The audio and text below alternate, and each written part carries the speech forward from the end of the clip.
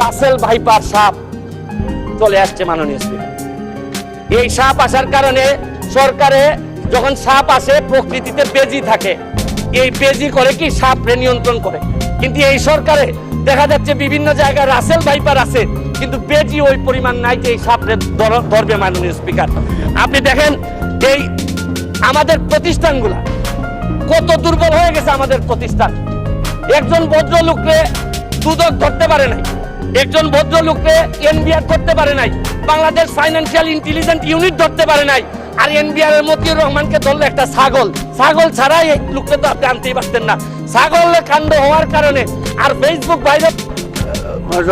এক মিনিট তো আপনার বরাবর অ্যাপ্লিকেশন আছে, আমি 247 ইনভোক করতেছি। এখানে 247 হচ্ছে কি আমার বিরুদ্ধে এখানে একজন মাননীয় সংসদ সদস্য আমার বিরুদ্ধে অভিযোগ দিয়েছেন। আমার আত্মপক্ষ সমর্থনের সুযোগ দেওয়ার জন্য, আমি সময় দেওয়ার জন্য আপনার কাছে দাবি জানাচ্ছি। মাননীয় স্পিকার, এখন আসেন আপনারা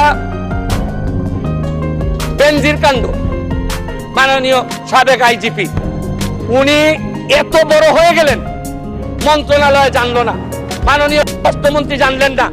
এই বাচ্চাটা এত বড় হয়ে গেল, আর কিছুদিন সুযোগ পাইলে পুরা গোপালগঞ্জ কিনে ফেলতেন এই বেনজির সাহেব। তারপরে এইটার দায় এই মন্ত্রণালয় এড়াইতে পারে না মাননীয় স্পিকার।